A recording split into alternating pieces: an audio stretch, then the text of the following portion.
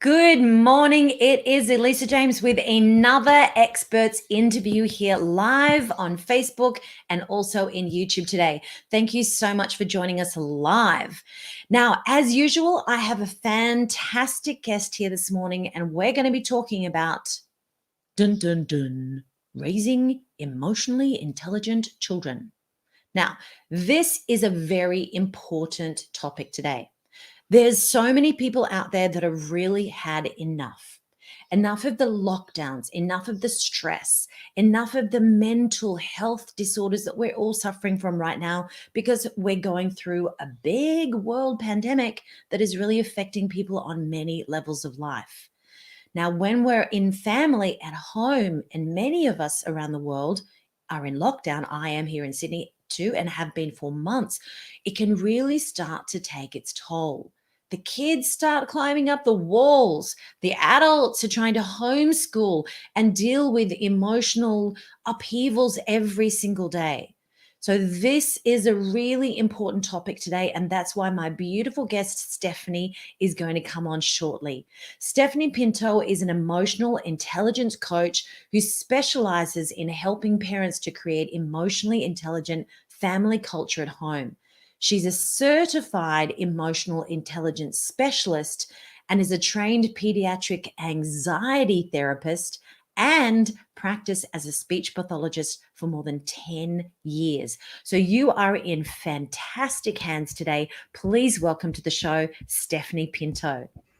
Hi. Hi. Thank you for having me. Oh, you're welcome. My goodness, this is so timely. There are so many people that are really struggling out there. I'm teaching every single day and on Zoom, and sometimes people break down. They're really struggling with their mindset right now. So mindset and this sort of work is never been so important as it is right now. So I'm so glad to have you here. Thank you so much for giving your time this morning. I really appreciate that. Now, for all our fans here on Facebook and on YouTube, this is the way you'll see this is working today. If you're seeing this on YouTube, you're seeing it on the Voice of Confidence TV. Anytime during the week, you can go there and watch any of the replays on my channel. I've got dozens, almost 100 videos up there, loads of video content, absolutely free. And every Friday we do this live streaming with experts interviews. So you'll see this. If you're seeing this on a replay, please put hashtag replay underneath. If you're watching it live, we can see your comments. So if they're clean and politically correct, or not political or not religious, I am happy to show those comments on the screen. If you have a pressing question that you'd like to ask for Stephanie and to get involved in this discussion today, please just comment below the video. And the same thing as if you're watching us on Facebook, inside the Find Your Voice Aspiring Speakers Club, we can see your comments. Just allow StreamYard to see your comments and we can bring you straight on the screen. So here we are. We've got the first comment in, and it's Chris from Belgium. Thank you so much for joining us live from Belgium. It must be very late there. So thank you so much for staying up late and joining us absolutely live. So today it's all about how to raise emotionally resilient kids. So can you tell me how you got started on this journey? Like, what brought you into this work in the first place? Oh my goodness. Do you know what? I actually do love this question, even though I talk to so many people and explain how I got where I am. I feel like it's important, not just for me, but for other parents to hear why emotional intelligence is so important for our kids. So in a nutshell, I had zero emotional intelligence as a child. Didn't realize it at the time, but I was learning to, say the right things and be a good girl, be a people pleaser, not show my emotions. I learned to show the good, happy emotions, not those unpleasant ones. So much so because I wanted to fit in and wanted to be accepted and yada, yada, that I squashed all of those emotions down. I had no emotional intelligence, emotional awareness, coping skills, calming strategies, any of that stuff.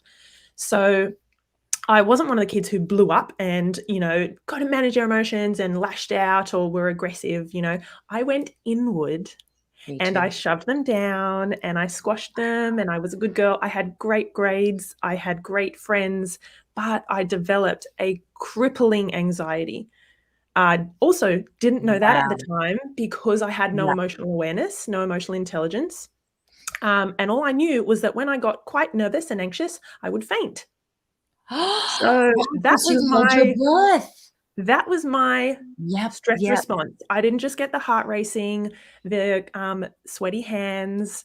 I went from what I thought was 0 to 100, where I thought, oh my gosh, I can't do this. It's an assembly. It's a job interview. I was doing, as you said, I was a speech pathology student on an acute stroke ward on my first day. Got really nervous, fainted in the hallway. so I had 0 skills. How to And make so a one of good the most, first impression. oh my Hi. God. Honestly, like I woke up, Oh my God, you're awesome. I came to in one of those beautiful little family rooms where the family sits with a couch and a TV and about 5 people around me and a crash cart. And they said, we got the crash cart because we really couldn't find your pulse. It was so low. Like, you know, in your body, it's so Wow. far at the end of the spectrum where you cannot manage or deal with what is coming at you, what is coming at me. And so your body shuts down and preserves. And I was like, Yeah. I'm fit, I'm healthy, I saw Wow. doctors, da da da. It was all my emotions and the fact that I Mhm. had no awareness and emotional intelligence and 0 resilience. And I just want to like get across to parents that you don't need, or your children don't need to have big capital T trauma and things that go wrong for them to need this stuff. It's everyday kids. I want to spread this to all families and all parents so they Yeah. have it. They have the tools within their toolkit. You know, it's about creating an emotionally intelligent family culture. It's just how we are, what we say, what we do, and we raise kids in Yeah. this way. Yeah, look, and I think you made a really good point, and I see this with my clients as well. And of all ages, we usually go two ways, and that is either hold it in or let it burst out. And it's only because we don't have the tools to actually deal with it smoothly with grace. So we tend to go either way. And I think you're absolutely right. When I was a baby too, I remember my mom telling me when I was really young, my way of coping was to hold my breath, and then I would go blue and pass out. And then she would do it and take me to the doctor, and of course I wouldn't do it, and so she had no witness. And it was all that for quite a few years. But yeah, these things happen, and a lot of kids go the other way. They don't deal with anything, they get triggered, and then they explode. So I've seen that many, many times and go both ways. And I think that what happens over time with us, growing up with this way, keeping everything inside, is you get to a certain point as a teenager. So watch out, mums and dads, and then you go, I can't deal with this anymore. And then you go the other way because you cannot hold it in any longer.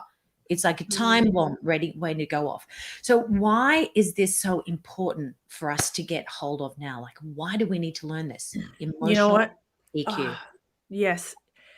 So first, when we talk about emotional intelligence, EQ, EQ, strictly speaking, stands for emotional quotient, which is like the Yeah, measure of one's emotional intelligence, similar to IQ, but we just use it right, interchangeably. So if I'm saying EQ, I'm talking about emotional intelligence.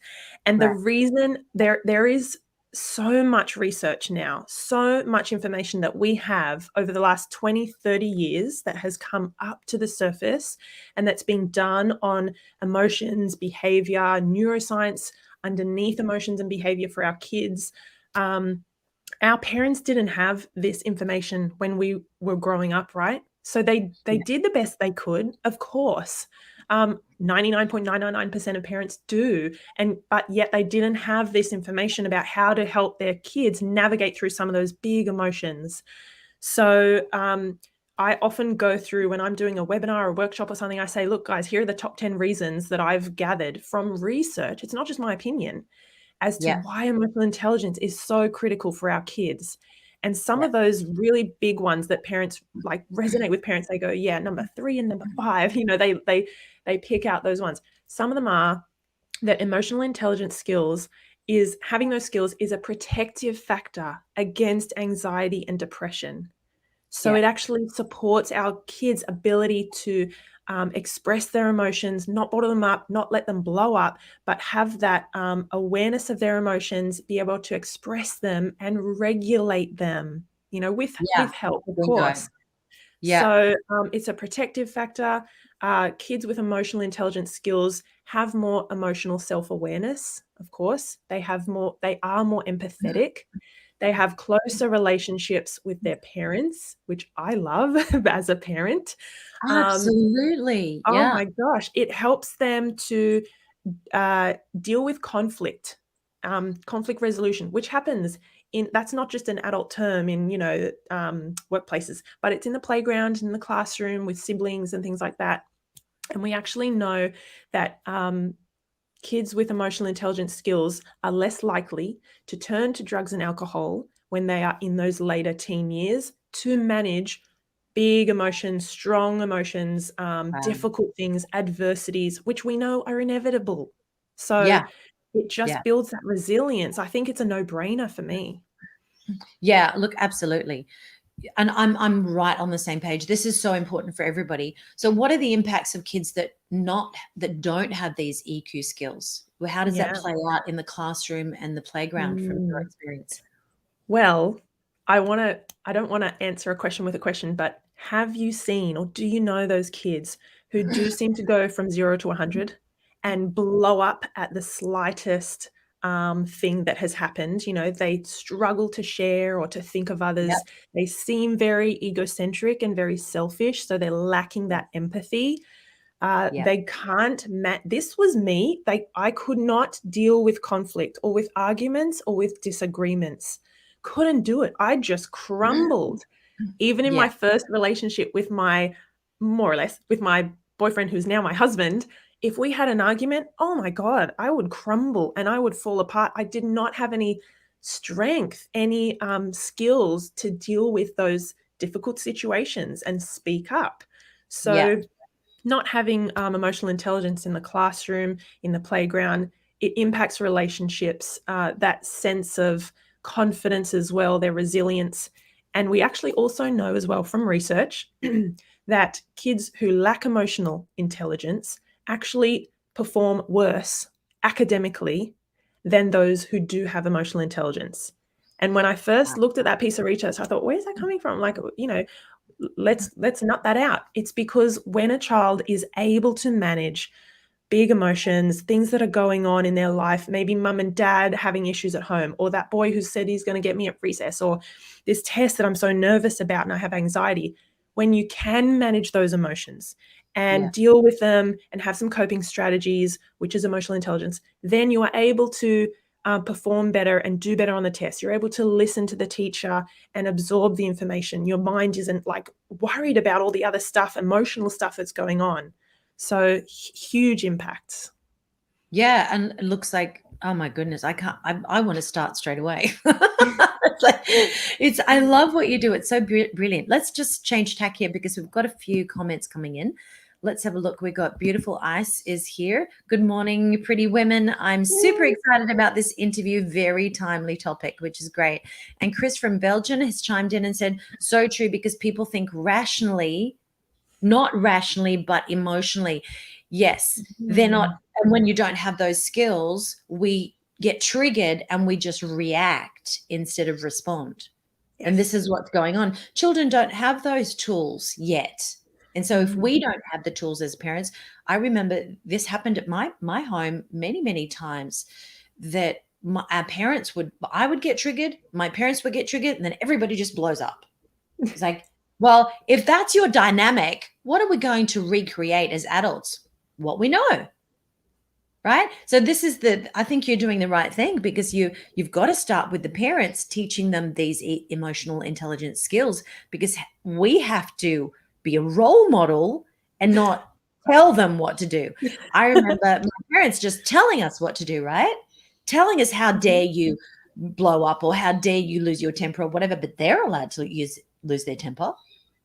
We're not. So we can't do that to our children, because it doesn't work. It absolutely, it's not effective, as we know. Steph and I know, because lots of people like us grew up in explosive households where it wasn't Mm. accepted that we spoke out or allowed our emotions to show in any way. We were shut down. So we want to actually balance that out as much as we can. So how do you help parents bring these EQ skills into the home more? Well, you just touched on something that really light bulb momented for me, is that we need to have we need to be able to manage our emotions and our triggers before, if we want to be able to cultivate this in our kids. So I always say that if we want to raise emotionally intelligent kids, we first need to become emotionally intelligent parents, which means we kind of got to turn our eyes inward and see what we're doing, how we're showing up, how we are managing our emotions or not, and how we're getting triggered, and what that impact is having on our kids and our connection.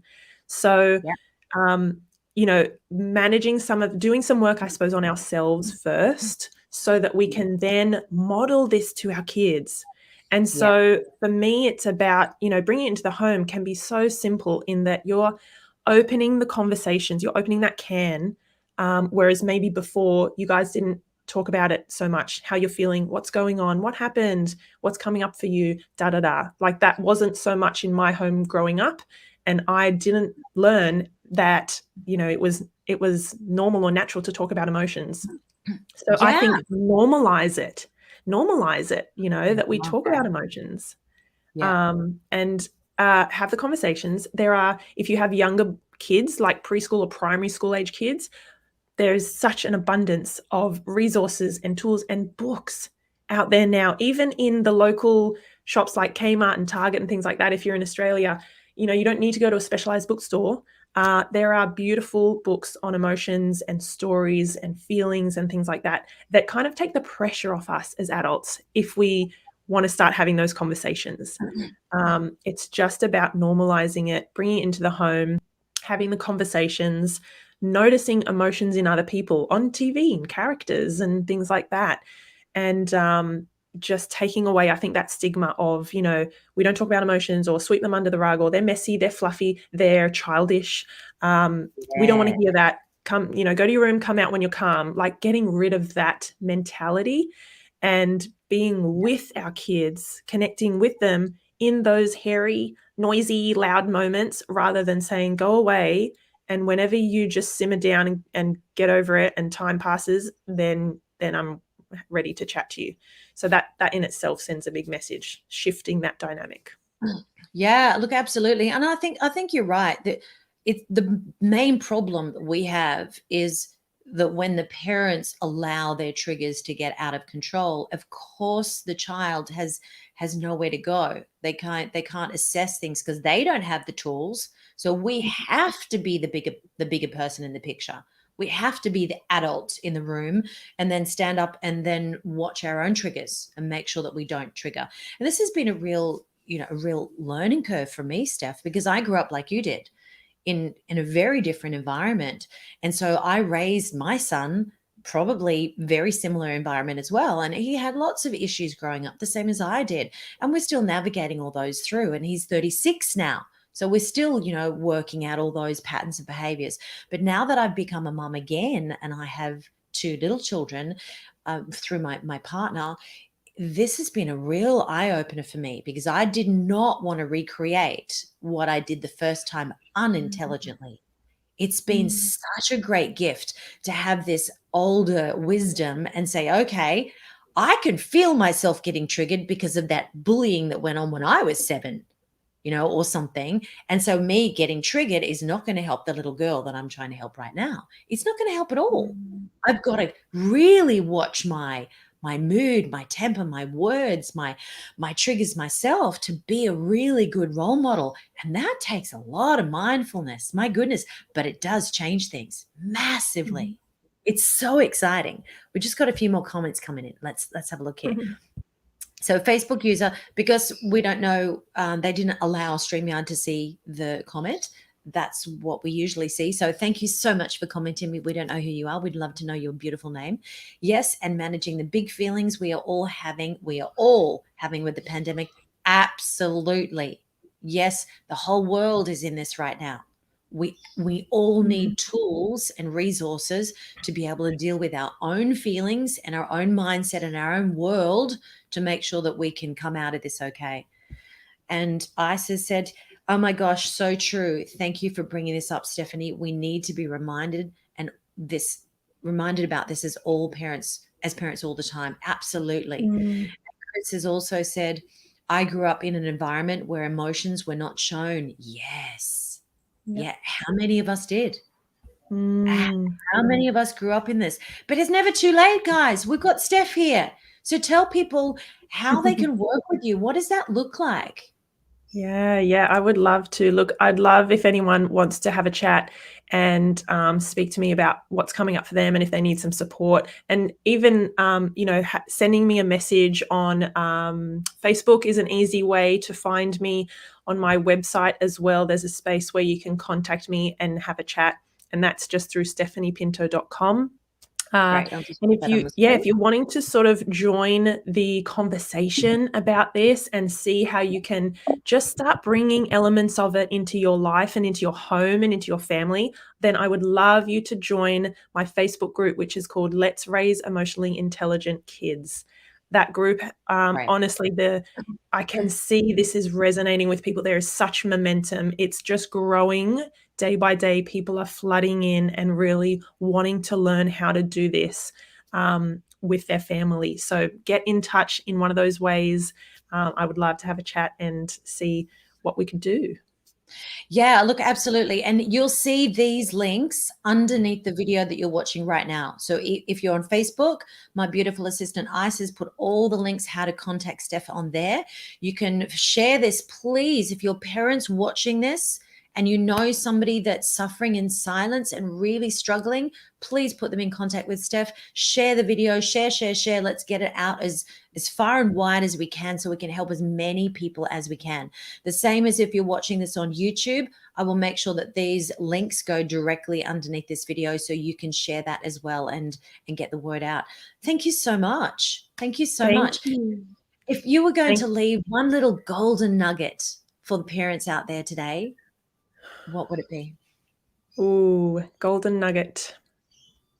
I think I have to come back to the work on, your own emotions and your own triggers first. So Yeah. yes, we want to raise emotionally intelligent kids, and maybe I want to sort out some of these big emotions my kids are having.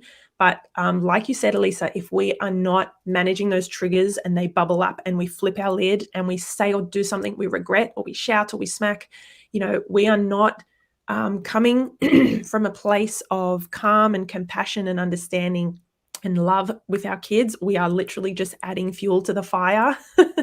So Yeah. start there, Yeah. start with yourself. It's so much easier and more beneficial to have yourself sort of grounded and in that right mindset, and then you can bring it into your family. Yeah, absolutely. Yeah.